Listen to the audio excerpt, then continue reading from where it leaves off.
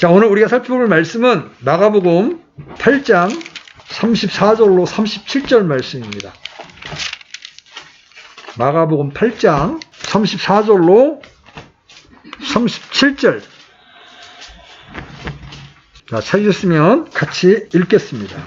시작. 그분께서 전에 사람들을 자기 제자들과 함께 불러 그들에게 이르시되 누구든지 나를 따라 오려거든 자기를 부인하고 자기 십자가를 지고 나를 따를지니라. 누구든지 자기 생명을 구원하리 하는 자는 그것을 잃되 누구든지 나와 복음으로 인해 자기 생명을 잃을 자는 바로 그것을 구원하리라. 사람이 만일 온 세상을 얻고도 자기 혼을 잃으면 그에게 무슨 유익이 있겠느냐? 사람이 무엇을 주어 자기 혼을 대신하겠느냐? 하나님이 사람들에게 주신 명령을 크게 두 가지로 대별할 수가 있어요. 먼저는 이 세상의 모든 사람, 불신자들에게 주시는 명령이 있죠? 그 명령이 뭐예요? 회개하고 나를 믿으라입니다. 이것은 구원과 관련이 되어 있는 명령입니다. 주님께서 공생의 사역에서 맨 처음 선포한 말씀, 일시대 때가 찼고 하나님의 왕국이 가까이 왔으니 너희는 회개하고 복음을 믿으라 하시더라. 침례인 요한도 마찬가지죠. 마태복음 3장 2절에 보면 너희는 회개하라 하늘의 왕국이 가까이 왔느니라 이렇게 선포했습니다. 이 회개하라는 명령은 모든 사람에게 주신 하나님의 명령이에요. 여기 접어놓으시고 사도행전 17장 30절 펴보십시오. 사도행전 17장 30절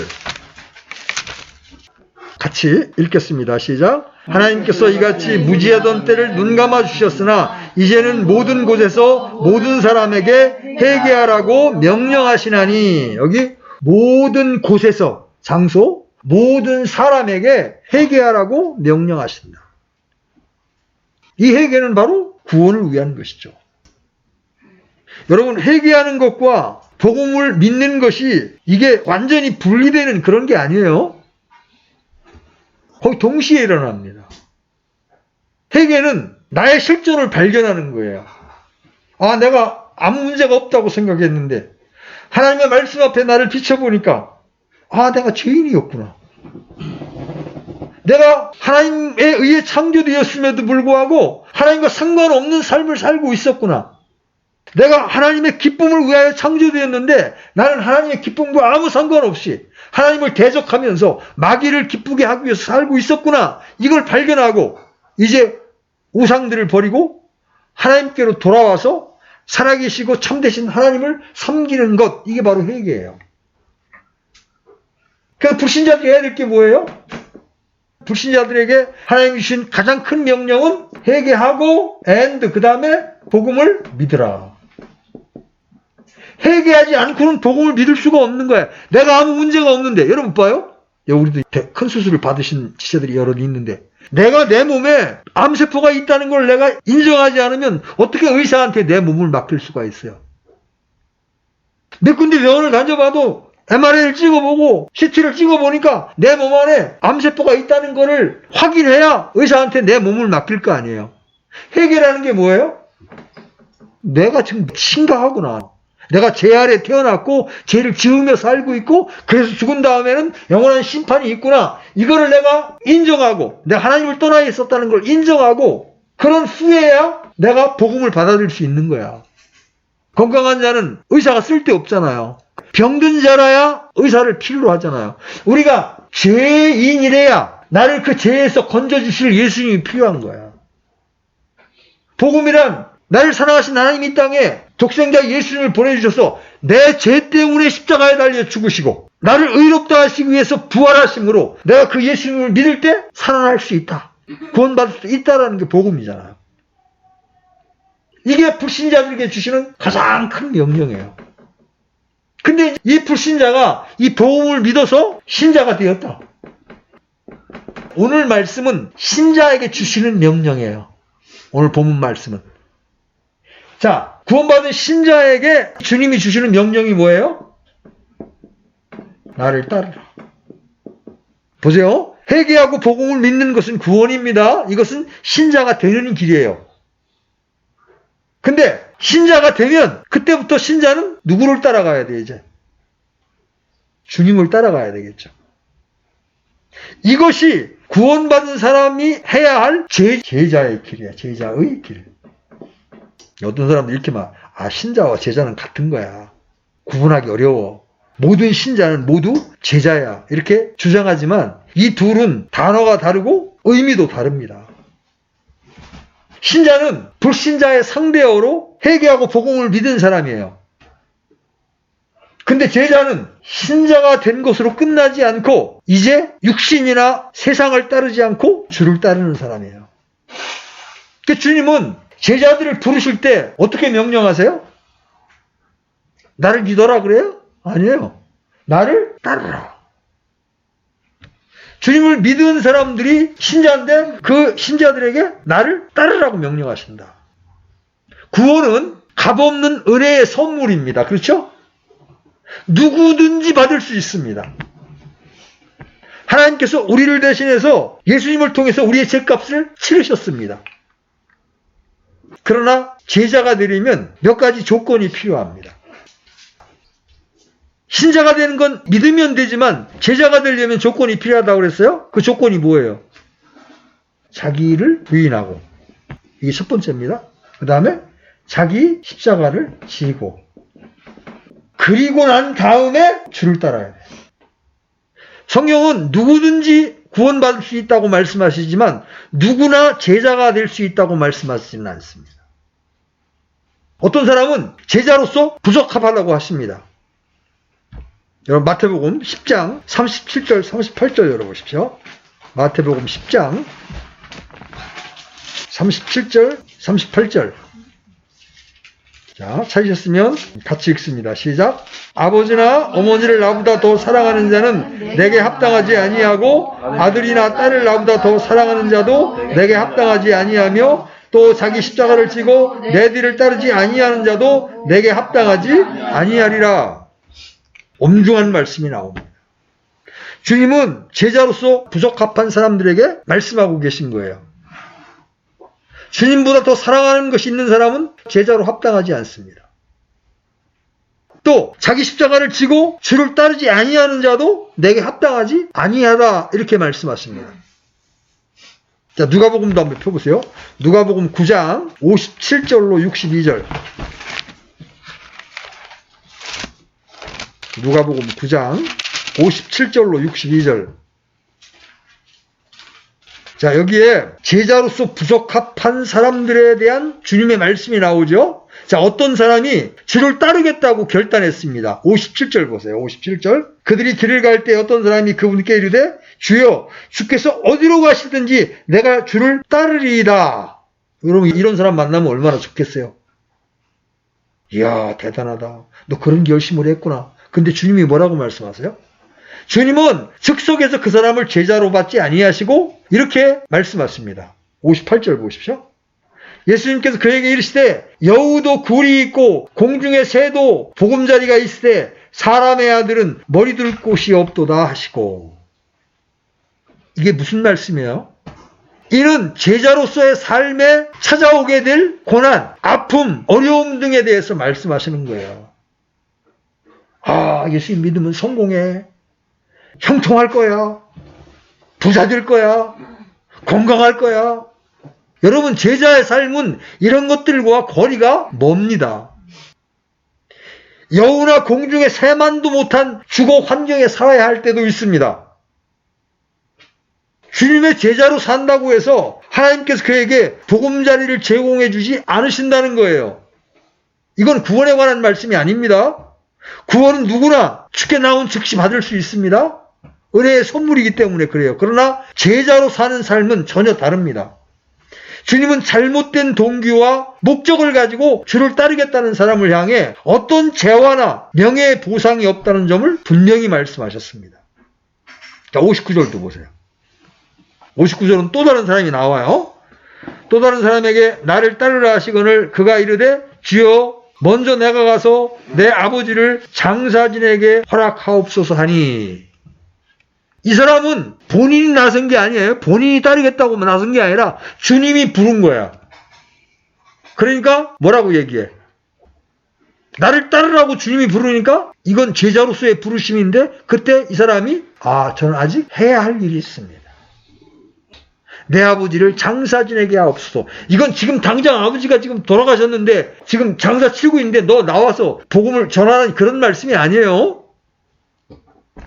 아버지 돌아가실 때까지는 할 일이 있기 때문에 그 뒤에 내가 따르겠습니다. 이 말씀을 잘못 오해해서 초당 치고 있는데 예수님이 참 냉혹하시다 이제 이렇게 오해하시는 분들이 있는데 그런 말씀이 그는 아직 해야 할 일이 있다는 거예요. 아버지가 돌아가신 후에나 주를 따르는 것이 가능하다고 말하는 거예요. 많은 그리스도인들이 부모님 핑계를 대거나 자식들 대학에 보내놓고 장가는 보내놓고 주를 따르겠다고 합니다. 어떤 이는 은퇴한 후에 시간이 나면 주를 따르겠다고 합니다. 그때 주님이 뭐라고 말씀하십니까? 60절 보십시오. 예수님께서 그에게 이르시되 죽은 자들이 자기들의 죽은 자들을 장사 지내게 하고 너는 가서 하나님의 왕국을 선포하라 하시니라. 주의 제자는 자기 가족을 부양하고 섬기는 것이 아니라 가서 하나님의 왕국을 선포하는 겁니다. 주님을 따르겠다고 해서 모두 주님을 따를 수 없고 주님이 부르셨다고 해서 모두가 주의 제자가 되는 게 아니에요. 자, 61절 보세요. 또 다른 사람이 이르되 이제 또 다른 사람이 나옵니다. 주여 내가 주를 따르겠나이다마는 먼저 내가 가서 내 집에 있는 자들에게 작별을 고하게 하옵소서 하니. 이 사람은 스스로 주의 제자로 자원했지만 조건부 제안을 했던 사람이죠. 주를 따르겠지만 먼저 내가 가서 내 집에 있는 자들에게 작별을 고한 후에 주를 따르겠다는 거예요. 내 집에 있는 자들에게 작별을 고한다는 것은 제자로서의 삶을 살기 위해 나름 재산도 정리하고 가족 관계, 유산 문제 이런 것들을 자신이 없을 때에 남은 가족에게 이런저런 일을 일임한 후에 주님을 따르겠다는 말이죠. 직장을 정리하고 남은 학업이나 벌려놓은 사업을 정리하고 가족들의 노후나 여러 가지 문제들을 처리하다 보면 몇 년이 걸릴지 모르는 거예요. 그죠? 10년이 더 걸릴 수 있겠죠? 어쨌든 이 사람은 이렇게 한 후에 주를 따르겠다고 합니다. 그의 말에 대하여 주님의 답변이 뭐예요? 62절 보세요. 예수님께서 그에게 이르시되 손에 쟁기를 잡고 뒤를 돌아보는 자는 하나님의 왕국에 합당하지 아니하니라. 자, 제자가 되려면 우리가 값을 치러야 하고 비용을 계산해야 합니다. 그래서 누가복음 14장에서 주님이 이렇게 말씀하세요. 한번 펴보세요. 9장 폈으니까 14장 25절로 27절 한번 펴보세요. 25절로 27절 같이 한번 읽어봅니다. 시작. 큰 무리들이 그분과 함께 갈 때에 그분께서 돌아서서 그들에게 이르시되 어떤 사람이 내게 오면서 자기 아버지나 어머니나 아내나 자녀나 형제나 자매나 참으로 자기 생명도 미워하지 아니하면 능히 내 제자가 되지 못하고 누구든지 자기 십자가를 지고 나를 따라오지 아니하는 자도 능히 내 제자가 되지 못하리라. 마가복음 아까 8장의 말씀과 동일한 말씀이죠. 주님이 나를 따르지 않으면 구원받지 못할 것이라고 이렇게 말씀하신 것이 아니에요. 내 제자가 되지 못한다. 그래서 제자의 요건과 구원의 요건은 전혀 다릅니다. 주님을 따르는 자는 주님보다 더 사랑하는 누구 또는 무엇이 있어서는 안 됩니다. 자기 가족은 물론이고 자기 생명보다 주님을 더 사랑해야 제자가 될 수 있습니다. 자기 십자가를 지고 주를 따라야 주의 제자가 될 수 있습니다. 그래서 구원받은 신자 가운데 제자가 그렇게 없는 거예요. 여러분 여기 있는 우리 가운데 아내나 자식보다 주님을 더 사랑한다는 게 그 말처럼 쉽습니까? 아내를 위해서 자식을 위해서 기꺼이 신앙은 포기할 수 있어도 여기 보면 미워하지 아니하면 그래요. 그럼 아내나 자식을 미워하라는 얘기야. 이건 진짜 미워하라는 뜻이 아니라 하나님의 사랑에 비해서 자식을 사랑하는 건 순위가 후순위여야 된다는 거예요. 하나님의 뜻이 먼저라는 거예요. 하나님이 원하시는 게 먼저라는 거예요. 내 자식의 일보다, 내 남편의 일보다, 내 아내의 일보다. 그리고 주님을 따르려면 충분히 생각하고 계산하고 비용을 치를 각오로 해야 됩니다. 여러분 33절로 내려가고 33절. 이와 같이 너희 중에 누구든지 자기의 모든 소유를 버리지 아니한 자는 능히 내 제자가 되지 못하리라. 제자가 되기 위해서는 내가 기꺼이 손실을 감수할 생각을 해야 되는 거예요. 주님을 섬기겠다고 하면서 나는 손해를 1도 보지 않겠다. 이런 사람들은 사실 그건 제자의 길을 가고 있는 게 아니에요. 기꺼이 내가 가지고 있는 것을 나누겠다. 손실을 보겠다. 그 계산을 처음부터 하고 시작을 해야 돼요. 내 목숨까지도 내가 주님께 내어놓겠습니다. 이런 자세가 안 돼 있으니까 조그만 거, 자존심 상처받은 거, 아니면 물질적인 손실 본 거, 그것 때문에 시험 들어서 신앙이고 뭐고 다 그냥 집어 던지는 사람들이 많아요. 사역자 가운데에서도 그런 사람들 많습니다. 인정받고 싶었고 성도들로부터 공개받고 싶었는데 내 눈에 안 찬단 말이죠. 그러니까 그걸 막 요구해. 최소한도 내 한 달 사례비는 500이 넘어야 됩니다. 막 요구해. 그러다가 성도들이 시험 들어서 교회가 다 흩어지기도 하고 그럽니다. 그 사람은 처음부터 제자의 길을 가기로 결심한 사람이 아니에요. 교회를 통해서 유익을 얻으려고 했던 거지 제자의 길을 가려고 했던 게 아니라는 거죠. 성도들을 통해서 받는 상처도 마찬가지예요. 성도들과 생활하다 보면 상처를 받아요. 아주 작은 것을 가지고 판단하기도 하고요. 없는 것을 만들어서 모함하기도 하고요. 왜? 마귀가 교회 안에서 작동을 하니까. 근데 그 상처를 받을 준비가 안 되어 있으면 어떻게 돼요? 자기에게 상처 준 사람에 대하여 계속 저주하고 욕설하고 그렇게 하게 된다고. 그런 사람도 역시 제자의 길을 나선 게 아니에요. 그 전에 제가 친밀하게 교제하는 한 형제가 어떤 교회 이제 사역자로 부임할 것인가 말 것인가를 결정하면서 하나님께 했던 기도의 제목이 뭐였느냐면 제가 상처받을 준비가 되어 있는지 모르겠습니다. 여러분 사역자들도 성도들에게 상처 참 많이 받습니다. 그냥 다 순종하고 그런 사람만 있습니까? 뒤에서 후욕하고 비방하고 별 사람이 다 있습니다. 그런 상처를 받을 준비를 하지 않으면 그는 제자의 길을 갈 수가 없다. 여러분 만약에 이런 말씀들이 구원을 받기 위한 조건이라면 구원받을 사람 하나도 없겠죠. 그죠? 많은 이들이 구원과 제자가 되는 것을 구분하지 못해서 구원을 어렵게 만들어버립니다. 제자의 길을 너무 강조하다가 이거를 구원에까지 연결시킴으로 인하여 이단이 되는 경우가 즐비합니다. 구원은 믿을 때 순간적으로 일어나는 사건이에요. 그렇지만 제자는 평생토록 지속되는 사건입니다. 그렇죠? 구원은 주를 믿는 거예요. 제자가 되는 것은 그리스도를 따르는 겁니다. 구원은 주께서 나를 사랑하셔서 자신을 버리는 거예요. 구원은 예수님을 그리스도로 시인하는 것이라면 제자가 되는 것은 나를 부인하는 거예요. 구원은 예수님을 시인하는 거예요. 제자의 길은 나를 부인하는 거예요. 구원이 주를 신뢰하는 것이라면 제자가 되는 것은 배우고 훈련받는 거예요. 요한복음 8장 31절로 32절 한번 펴보시죠. 요한복음 8장 31절로 32절 같이 읽겠습니다. 시작. 이에 예수님께서 자기를 믿은 유대인들에게 이르시되 너희가 내 말에 거하면 참으로 내 제자가 되고 또 너희가 진리를 알지니 진리가 너희를 자유롭게 하리라 하시니라.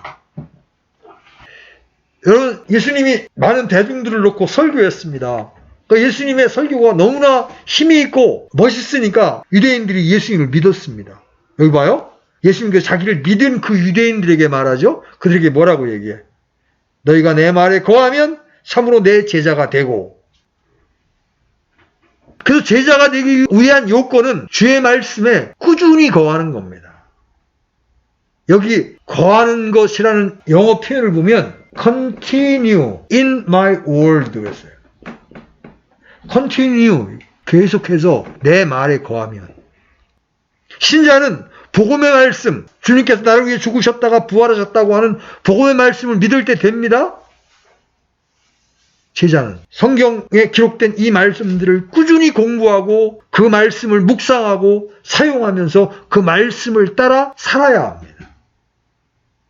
지금 41절에서 주님은 자기를 믿은 그 유대인들에게 라고 말씀하셨습니다. 불신자에게 신자가 되라고 하신 것이 아니라 이미 믿고 있는 신자들에게 제자가 될 것을 말씀하신 거예요. 우리는 제자가 되기 위해서 진리의 말씀을 공부해야 합니다. 근데 너희가 진리를 알지니 진리가 너희를 자유롭게 하리라 이렇게 말씀하시니까 예수님을 믿었던 사람들이 어떻게 하는 줄 알아요? 나중에 우리가 언제 종된 적이 있더냐 그러면서 예수님을 죽이려고 그래요. 여러분 신자들에게 하나님이 제자의 길을 딱 요구하면 어떻게 하는 줄 알아요? 나 죽으면 죽었지, 나 천국 가는 걸로 속하지, 나 더 깊이 알고 싶지 않아요. 유대인들과 똑같은 반응을 한다는 거예요. 근데 제자가 되기 위해서 그의 말씀에 거하는 게 왜 그렇게 중요해요? 주님 안에 거하지 않으면 열매를 맺을 수 없기 때문에 그런 거예요. 여러분 요한복음 15장 8절로 가보세요. 요한복음 15장 8절 같이 읽습니다. 시작. 너희가 열매를 많이 맺는 것 이것으로 내 아버지께서 영광을 받으시나니 이로써 너희가 내 제자가 되리라. 제자에게 기대하는 것이 열매란 말이에요. 그것이 구령의 열매가 됐든 하나님께서 기대하시는 게 열매예요. 제자는 열매를 맺어야 합니다. 여러분이 오해하지 말아야 될 것은 요한복음 15장은 구원에 관한 말씀이 아니라 이미 믿는 사람들, 즉 신자들이 제자가 되는 것에 관한 말씀이에요. 이 말씀을 자꾸 구원에다 적용하니까 열매 맺지 못하는 나무는 가지를 쳐낸다 그러니까 구원이 상실된다 이렇게 자꾸 해석을 하려고 하는 거예요. 이거는 제자로서의 삶, 열매 맺는 삶에 관한 거예요. 어떤 사람이 제자의 길을 걷다가 하나님께 합당한 삶을 살지 않게 되면 가지치기 당할 수 있습니다. 바울이 그러잖아요. 그러면서 내가 버림받을까 두려워하노라. 거기서 버림받는다는 건 구원이 취소된다는 이야기가 아니에요. 하나님의 사역에서 제외된다는 이야기예요. 더 이상 하나님께서 쓰시지 않는다는 이야기예요. 열매 맺지 못하는 가지는 제거하신다. 깨끗하게 하신다는 말씀은 구원의 상실을 말하는 것으로 보이지만 그게 아니에요. 제자의 길에 대한 말씀이에요. 열매를 맺는 가지는 제자로서 영적인 그리스도인을 말하는 거예요. 열매 맺지 아니하는 자는 어떤 사람이에요? 자, 오늘 이게 우리에게 주시는 메시지니까 여러분 잘 집중해서 보십시오. 열매를 맺지 않는 그리스도인은 어떤 그리스도인이에요? 육신적인 그리스도인이죠. 주님을 사랑하기보다 세상을 더 사랑하고 자기 가족을 더 사랑하고 열매를 맺을 수가 없어요. 왜? 주님의 말씀 안에 거하지 않으니까. 구원받은 사람이라고 해도 주님 안에 거하지 않으면 그는 가지처럼 버려져서 시들 수가 있는 거예요. 여러분 처음에 그렇게 뜨거웠던 형제들이 시들시들해서 교회도 안 다니는 사람 수북합니다. 제가 아는 사람도 여럿입니다. 그것도 킹게임 비장 안에서. 시들 수 있다는 거예요. 우리는 믿음으로 신자가 되고 열매를 많이 맺음으로 내가 제자인 것을 입증하는 거예요. 그래서 우리가 금방 읽은 8절에서 너희가 열매를 많이 맺는 것 이것으로 내 아버지께서 영광을 받으시나니. 우리가 이 땅에서 열매를 맺을 때 하나님은 나를 통해서 영광을 받으신다. 예수 그리스도를 믿었다고 해서 저절로 열매가 맺히는 게 아니에요. 주님 안에, 즉 주의 말씀 안에, 주의 사랑 안에 꾸준히 거해야 열매를 맺을 수가 있는 거예요. 주님이 내 안에, 내가 주님 안에 상호 연합되어야, 친밀한 교제 가운데 연합되어 있어야 열매를 맺을 수 있는 거예요. 여러분 보세요. 부부가 결혼했는데 각방을 써. 그럼 아이가 생길 수가 있어 없어? 불가능하잖아요. 한 지붕 두 가족으로 사는데 어떻게 아이가 생겨? 여러분 구원의 조건과 제자의 조건을 오해하는 일이 없어야 합니다. 구원받은 사람은 모두 주를 따라야 하는 의무가 있어요.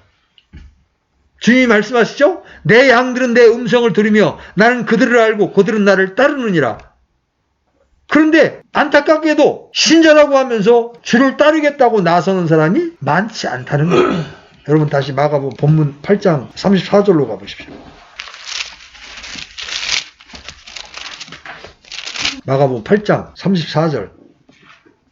그분께서 전에 사람들을 자기 제자들과 함께 불러 그들에게 이르시되 누구든지 나를 따라오려거든 자기를 부인하고 자기 십자가를 지고 나를 따를지니라. 주님은 전에 사람들을 자기 제자들과 함께 불러서 이제 강론하고 계신 거예요. 제자도에 대해서 지금 강론하고 계신 거예요. 지금 이 시점에서 제자들이 모두 기억해야 할 말씀이 바로 이거예요. 이들은 제자로서 주님을 따르지만 제자의 자격 요건에는 한참 모자라는 상태였습니다. 그죠? 베드로, 요한, 야고보는 갈릴리 바다에서 일을 하다가 주님의 부름을 받았습니다. 주님께서 그물을 던지던 베드로와 그물을 깁던 야고보와 요한을 보시고 나를 따르라. 내가 너희를 사람들을 낚는 어부가 되게 하리라. 이렇게 부르셨죠? 그때 이들은 뒤도 돌아보지 않고 현장에서 즉시 주를 따랐습니다. 장기를 잡고 뒤를 돌아보지 않았던 점에서는 제자의 요건으로 충분하죠? 이들은 집에 가서 작별을 고하지도 않았습니다. 이들은 자기 아버지를 장사 지낸 후에 따르겠다고도 하지 않았습니다. 주의 부르심을 받은 즉시 주를 따랐습니다. 그런데 이들이 주를 따르는 데는 나름 야심이 있었습니다. 주의 왕국이 임할 때 주의 좌우편에 앉는 것이었습니다. 좌의정, 우의정이 되겠다는 거죠. 요한의 어머니는 치맛바람까지 일으켜서 막 로비를 합니다. 우리 아이들 좀 주님 양편에 쓰게 해주십시오. 그들은 따르기는 따르는데 주께 받을 것, 주께 얻을 것에 대해 생각해서 누가 더 큰 자인지 다투기도 했습니다. 그죠? 주님이 내일 모레면 지금 십자가에 달릴 터인데 누가 더 크냐 가지고 논쟁을 합니다.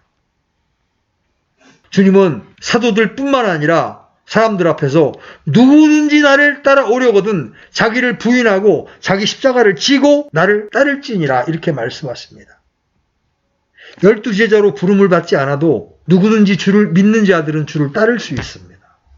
누구든지라는 말은 제자의 자격에 성별, 인종, 피부색, 민족, 언어, 신분 등에 제한을 두지 않는다는 말씀이에요. 많이 배웠느냐 못 배웠느냐, 가진 게 많으냐 적으냐 상관없다는 거예요. 단지 제자가 되려면 자기를 부인하고 자기 십자가를 지고 주를 따라야 합니다. 자기 부인이 얼마나 중요해요. 내가 주원이 영어 공부를 시키면서 이걸 발견하는 거야. 주원이의 자기는 뭐야? 아, 나 조금만 하고 싶다. 그리고 게임은 많이 하고 싶다. 이게 자기야. 이게 부인되어야 할아버지의 말을 순종할 수 있는데 이게 부인이 안 되니까, 자기 부인이 안 되니까 할아버지를 따라올 수가 없는 거야. 우리 신앙도 마찬가지입니다. 내가 부인되어야 돼. 내가 원하는 거, 내가 기뻐하는 거, 이걸 거절하고 주님이 기뻐하시는 것을 따라가야 제자가 될 수 있는데 이게 그렇게 어렵다는 거예요. 자, 자기를 부인한다는 것이 무엇을 어떻게 하는 겁니까? 부인한다는 것은 어떤 내용이나 사실을 인정하지 않는 거예요. 자, 범인들은 자신이 행한 죄나 불법을 부인하죠?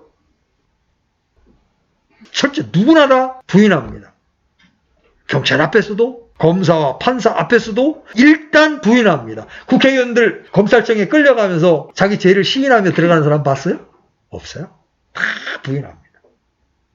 주님이 체포되시던 그 밤에 제자들조차 예수님을 알지 못한다고 부인했죠. 제자는 다른 사람을 부인해야 하는 것이 아니라 자기를 부인해야 하는 사람들입니다. 내가 내 자신을 부인하면 어떻게 됩니까? 자신이 아무것도 아닌 존재가 되어버리는 거예요. 죄인의 본성은 뭐예요? 자기가 뭐가 돼야 돼. everything은 아니어도 something은 돼야 되는데 nothing, 아무것도 아닌 자가 돼야 되니까 이거 못하겠다는 거예요. 근데 여러분, 크리스찬이라고 할 때 크리스찬이 뭐예요? 크라이스트, 예수님만 있고 I am nothing, 예수님만 있고 나는 아무것도 아닌 사람이 그리스도인이거든요. 나의 존재 의미, 목적이 없어져 버립니다. 나를 부인한다는 것은 주의 말씀과 다른 자기의 존재 가치, 존재 목적, 자기의 생각, 느낌, 원함, 판단을 부인한다는 거예요. 내가 나를 볼 때 의롭고 거룩해 보이는데 하나님의 말씀 앞에 나를 비춰보니까 성경은 나를 더럽고 사악한 죄인이라고 말합니다. 내 생각을 거절하는 게 자기 부인입니다. 나는 내가 옳다고 생각했는데, 내가 의롭다고 생각했는데 성경은 나를 추악하고 사악하대. 아, 그렇구나. 나는 사악한 자구나. 내 생각을 거절하는 거, 그리고 주의 말씀을 받아들이는 게 자기 부인이에요. 내 생각에는 이게 좋아 보이는데 성경과 다르면 자기를 부인해야 합니다. 주의 말씀, 주의 생각이 언제나 옳다고 시인하는 것이 자기를 부인하는 거예요. 나는 지금 몸이 아프고 마음이 상해서 기도하고 있는데 주님은 내 은혜가 내게 족하다 이렇게 말씀하세요. 그때 자기를 부인하면 감사가 나오는 거예요. 반대로 주를 부인하면 어떻게 돼? 불신과 분노가 쓴뿌리로 튀어나오는 거예요. 누구든지 자기 성질을 꺾지 못하면 세상에서도 제대로 살 수가 없잖아요. 여기서 자기 부인한 다음에 자기 십자가를 지는 문제 같은 게 등장하죠? 십자가를 지고. 무슨 뜻이에요? 십자가를 진다. 자신을 죽은 자로 여기는 겁니다. 십자가는 자기를 죽이는 사형 도구예요. 자기 십자가를 지고 주를 따르면 나는 사형수가 되고 그리스도와 함께 죽은 자가 되는 거예요. 우리 옛사람은 죽었습니다. 우리는 그리스도와 함께 십자가에 못 박혔습니다. 그리고 영적으로는 실제로 우리 육신도 십자가에 못 박혀 있어요. 그죠? 갈라디아서 5장 24절. 갈라디아서 5장 24절. 찾으셨으면 같이 읽겠습니다. 시작. 그리스도께 속한 사람들은 애착들과 정욕들과 함께 육신을 십자가에 못 박았느니라. 우리는 그분으로 말미암아 이미 세상에 대하여 십자가에 못 박혔습니다. 그래서 아무도 자기 십자가를 지지 않고 주를 따를 수 없습니다. 주님은 자신이 죽은 자를 통해서만 일하십니다. 다시 마가복음 8장 35절 돌아가셔서 누구든지 자기 생명을 구원하려 하는 자는 그것을 잃되 누구든지 나와 복음으로 인해 자기 생명을 잃을 자는 바로 그것을 구원하리라. 이 구절을 혼의 구원에다 적용하면 구원을 받기 위해서는 주와 복음을 위해서 자기 생명을 잃어야 합니다. 그죠? 구원은 은혜의 선물이지 아무도 자기 생명을 내놓음으로 받는 것이 아닙니다. 이것은 제자의 길, 제자의 삶에 관한 거예요. 사람들은 위험에 처하거나 죽게 되었을 때 자기 생명을 구원하기 위해서라면 무엇이든 할 수 있는 존재입니다. 왜? 내가 살아야 되니까. 그죠? 나부터 살아야 된다고 생각을 합니다. 그런데 제자의 길은 자기 생명을 구원하려는 것이 아니라 자기 생명을 잃어버리는 겁니다. 구원은 주님으로부터 생명을 얻는 겁니다. 제자는 주를 위해 자기 생명을 잃는 것입니다. 구원과 제자의 길을 구분하지 못하는 이들은 말씀을 바르게 깨달을 수가 없어요. 바르게 적용할 수도 없는 거죠. 주와 복음을 위해 자기 생명을 잃는다. 자기 생명을 내어놓는 것은 불신자가 구원받기 위해 필요한 것이 아니라 주를 따르는 제자에게 요구되는 거예요. 주님은 제자들에게 반복해서 이 진리를 말씀해 주셨습니다. 자기 생명을 찾는 자는 그것을 잃을 것이요 나로 인하여 자기 생명을 잃는 자는 그것을 찾으리라. 주님이 먼저 생명을 내어놓으셨죠? 선한 목자는 양들을 위해 자기 생명을 내어놓느니라. 주님은 우리를 구원하기 위해 자기 생명을 내어놓으셨습니다.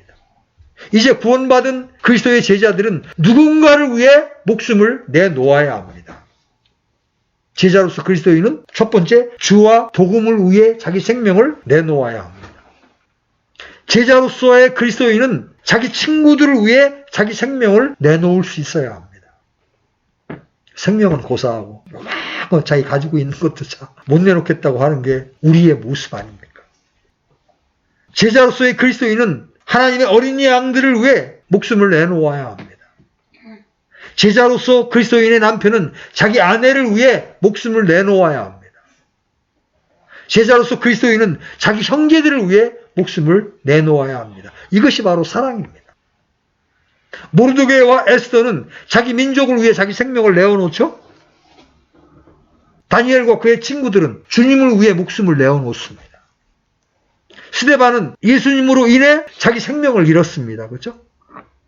침례인 요한과 야고보는 헤롯의 칼에 죽임을 당했지만 자기 생명을 구하지 않았습니다.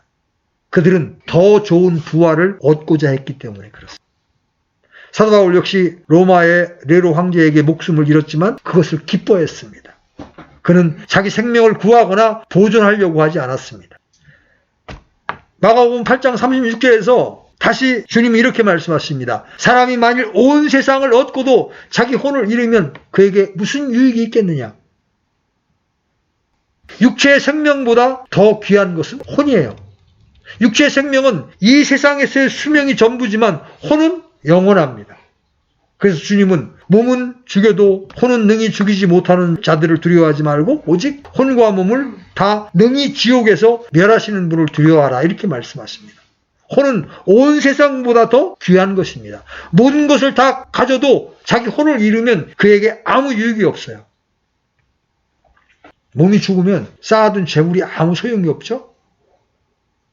근데 신자는, 특히 제자의 삶을 사는 신자는 저 하늘에 재물을 쌓고 있는 겁니다. 여러분, 이 땅에서 자기를 부인하고 십자가를 짐으로 주님을 따르면서 맺게 되는 열매는 저 하늘에서 나의 영광으로 쌓이고 있는 거예요. 하늘에 쌓은 보화가 되는 거예요.